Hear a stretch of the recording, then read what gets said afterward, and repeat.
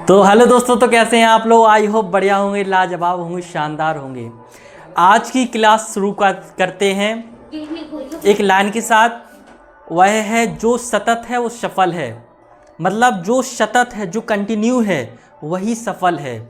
आज के समय जो व्यक्ति लगातार प्रयास कर रहा है अपनी सफलता के लिए, वही व्यक्ति सफल है। राइट। देखो मैंने कल प्रेजेंट इंडेफिनेट को बहुत अच्छे से बारीकी से समझाया था। आज अपना टेंस होगा पास्ट इंडेफिनेट। कौन सा टेंस होगा? Past indefinite. देखो, जैसे अगर बात करें पास्ट इंडेफिनेट की, किसकी करेंगे भैया? पास्ट इंडेफिनेट की। क्या होता है पास्ट इंडेफिनेट? कभी सोचा है आपने? क्यों पढ़ते हैं पास्ट इंडेफिनेट? कभी सोचा है आपने? आप हमारी क्लास में पढ़ रहे हैं तो कुछ समझ में आएगा कि नहीं आएगा? कभी सोचा है आपने? यह सोचने की आवश्यकता ही नहीं है, क्योंकि जब आप हमारी क्लास में पढ़ रहे हैं तो कुछ ना कुछ तो समझ में ज़रूर आएगा, है ना। तो देखिए क्या होता है पास्ट इंडेफिनेट। सबसे पहले तो कोई भी टेंस, अगर आपने हमारी क्लास अभी जो पिछली क्लास है, सबसे पहले मैंने टेंस के टाइप्स बताए थे। अगर वह क्लास नहीं देखी, सबसे पहले वह क्लास को कंप्लीट करिए। सेकेंड नंबर की क्लास है, वह है प्रेजेंट इंडेफिनिट। अगर आपने उस क्लास को नहीं देखा है तो उस क्लास को कंप्लीट करिए, उसके बाद इस क्लास में आइए। ठीक है। तो पास्ट इंडेफिनिट को बहुत अच्छे से, ठीक है। तो आज देखते हैं एपिसोड नंबर दूसरा है। इस एपिसोड में क्या देखेंगे अपन लोग देखेंगे पास्ट इंडेफिनिट। आज जो अपनी पिक्चर होने वाली है उसका जो मेन हीरो होगा वो होगा पास्ट इंडेफिनिट। क्या होता है पास्ट इंडेफिनिट? देखिएगा, सबसे पहले भी कोई भी टेंस होता है उसकी पहचान आनी चाहिए आप लोगों को। तो पहचान किस प्रकार आएगी? उसका आधार कार्ड देख के। आधार कार्ड कैसे देखेंगे? ऐसे आप लोग हो तो आपका आधार कार्ड आपकी पहचान बताता है कि नहीं बताता है? यस या नो बताइए हमें। बताता है ना। उसी प्रकार जब मैंने पास्ट इंडेफिनिट का आधार कार्ड देखा तो मुझे एक बात समझ में आई कि जो पास्ट इंडेफिनिट का आधार कार्ड होता है उसमें जो आगे आधार कार्ड के जो अंक होते हैं, जो डिजिट होते हैं, वो अलग होते हैं, और जो पीछे आधार कार्ड के डिजिट होते हैं वो अलग होते हैं। लेकिन दोनों का सेंस सेम ही आता है। सेंस सेम क्यों आएगा? क्योंकि बात हो रही है पास्ट इंडेफिनिट की। हम आधार कार्ड किसका देख रहे हैं? पास्ट इंडेफिनिट की। जब मैंने पहला फ्रेंड देखा आधार कार्ड में तो उसमें 3 मुख्य डिजिट हमें देखने को मिला। उसमें था था, ती थी और ते थे। समझ में आ रहा है? था, ती थी, ते थे। जब आधार कार्ड देखा 3 डिजिट मुख्यतः दिखाई दिए, था, ती थी, ते थे। यानी कि जब आप परिभाषा इसकी डिनोट करोगे या कोई भी परिभाषा पूछे तो आप बता सकते हो कि जिन हिंदी वाक्यों क्रिया के अंत में, समझो, जिन हिंदी वाक्यों क्रिया के अंत में था, ती थी, ते थे आदि शब्द आ जाए, वह टेंस पास्ट इंडेफिनिट का कहलाता है। राइट। अब देखना सेकेंड फ्रेंड देखेंगे। सेकेंड फ्रेंड जो पीछे वाला भाग था उसमें लिखा हुआ था आ ई ए। ठीक है। आ ई ए। ठीक है। जैसे अथवा में या तो किसी भी हिंदी वाक्य क्रिया के अंत में था, ती थी, ते थे आ जाए तो वह वाक्य अपना पास्ट इंडेफिनिट का होगा, अथवा या तो उस वाक्य के अंत में आ ई ए आ जाए तो वह वाक्य अपना पास्ट इंडेफिनिट का होगा। परिभाषा याद हो गई? परिभाषा बोलो हमारे साथ में। जिन हिंदी वाक्य क्रिया के अंत में था, ती थी, ते थे अथवा आ ई ए आ जाए वह वाक्य पास्ट इंडेफिनिट का कहलाता है। डेफिनेशन याद हो गई? यस या नो? ठीक है, हो गई याद आपको। देखते हैं, जैसे मैंने लिखा राम विद्यालय जाता था। राम विद्यालय जाता था। जिन हिंदी वाक्य क्रिया के अंत में, वाक्य किसमें? हिंदी में। तो जिन हिंदी वाक्य क्रिया के अंत में, क्रिया यह है, क्रिया के अंत में क्या आ गया? ताथा आ गया। क्या आ गया? ताथा आ गया। तो अपना जो वाक्य होगा कौन से टेंस का वाक्य होगा? प्रेजेंट इंडेफिनिट का। अगर हम लिख देते राम विद्यालय गया, समझना, राम विद्यालय गया, लास्ट में क्या आ गया? या, बड़ा का डंडा है ना, क्या आ गया? या। बड़ा या है, क्या है, या, बड़ा का डंडा है, बड़ा आ रहा है ना, स्वर आ रहा है, तो इसमें जो टेंस होगा कौन टेंस का वाक्य होगा, पास्ट इंडेफिनिट। तो आप लोग समझ गए ना। तो क्या होता है, कोई भी टेंस होता है मुख्यतः उसको 4 सेंटेंस में डिवाइड किया गया है। सबसे पहले हमें पढ़ना पड़ता है हमें अफर्मेटिव पढ़ना पड़ता है, उसके बाद हम जस्ट निगेटिव पढ़ते हैं, उसके बाद जस्ट हम इंट्रोगेटिव पढ़ते हैं, उसके बाद पढ़ते हैं डबल इंट्रोगेटिव। इंट्रोगेटिव का दूसरा टाइप को ही हम डबल इंट्रोगेटिव सेंटेंस कहते हैं। सबसे पहले जब हम इसकी अफर्मेटिव की बात करेंगे, इसको मिटा दूँ, ठीक है। सबसे पहले जब मैं इसकी अफर्मेटिव सेंटेंस की बात करूँ, अफर्मेटिव सेंटेंस कोई भी टेंस होता है 4 टाइप्स में, 4 सेंटेंस में पढ़ सकते हैं। सबसे पहले तो अफर्मेटिव, दूसरा है निगेटिव, और तीसरा है इंट्रोगेटिव, और चौथा है डबल इंट्रोगेटिव।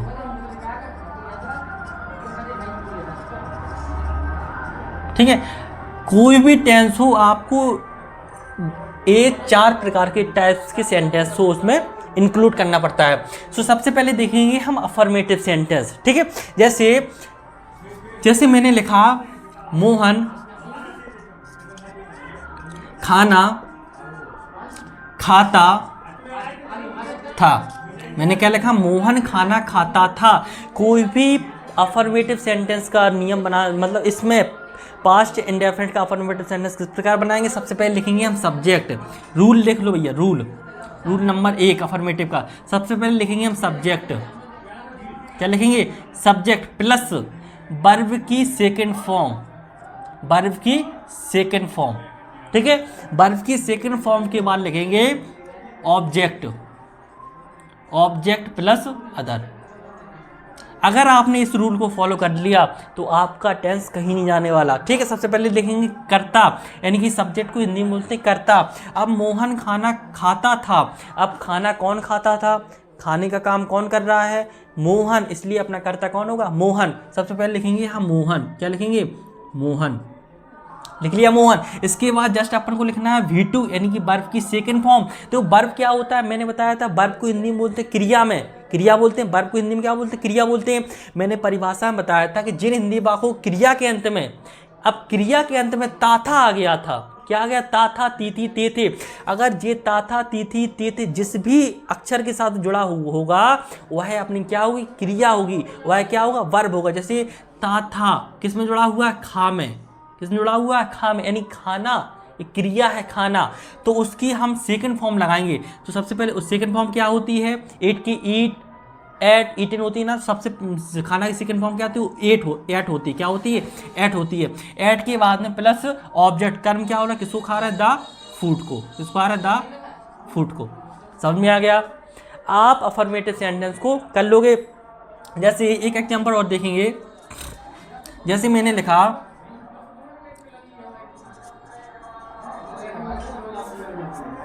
उसको नहीं चले,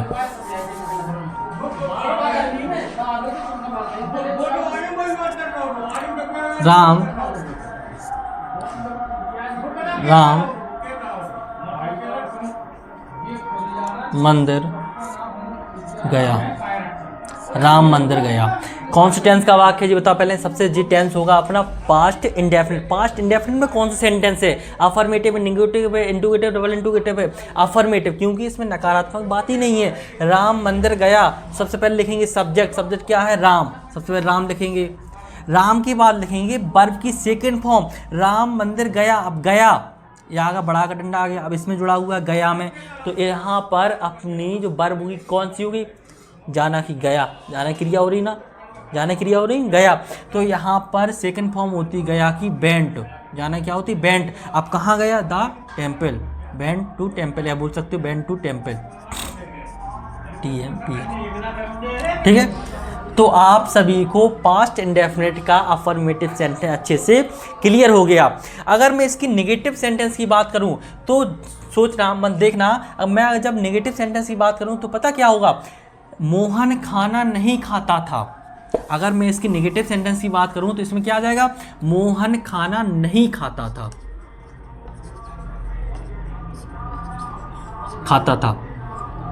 मोहन खाना नहीं खाता था, इसमें शब्द कौन सा जुड़ गया, नहीं जुड़ गया, यानी कि अपना जो सेंटेंस होगा कैसा होगा, निगेटिव होगा। कौन सेंटेंस होगा, निगेटिव होगा। देखिए अगर आपको टेंस बहुत बाकी में अच्छे सीखना है, मजाक से हटके अगर आपको बाकी में टेंस अच्छे सीखना है, तो आप कॉपी पेन को साथ में लेकर रखिए। जो मैं बताता जाऊंगा, जिस प्रकार मैं बोर्ड पर लिखता जाऊंगा, आप उसी प्रकार नोट करते जाइए। एक दो बार रिवीजन करना, आपको जो टेंस है बहुत अच्छी समझ में आ जाएगा। अगर मैं बात करूँगा मोहन खाना नहीं खाता है, मोहन खाना नहीं खाता है, ये बताइए कौन सा सेंटेंस है, नेगेटिव सेंटेंस। कौन से टेंस की बात हो रही है, पास्ट इंडेफिनिट की बात हो रही है, right.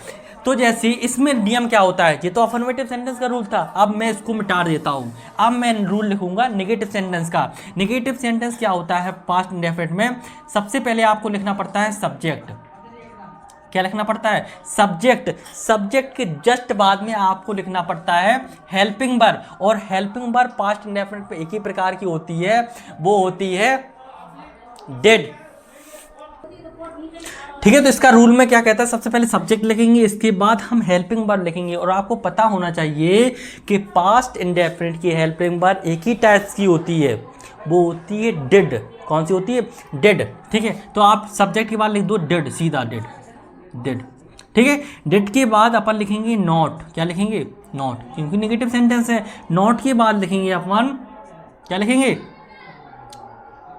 Object. Subject plus did plus not plus object plus other. सही है ना, सही है।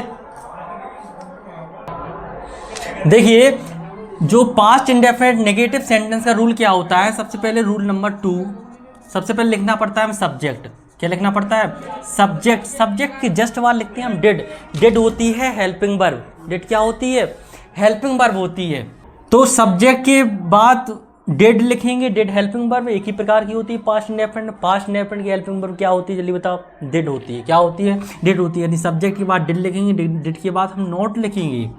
और नेगेटिव सेंटेंस में एक टाइप्स का और नेगेटिव सेंटेंस में बताएंगे, अभी रुकिए तो जरा यार। देखिए ये subject plus did plus not plus verb.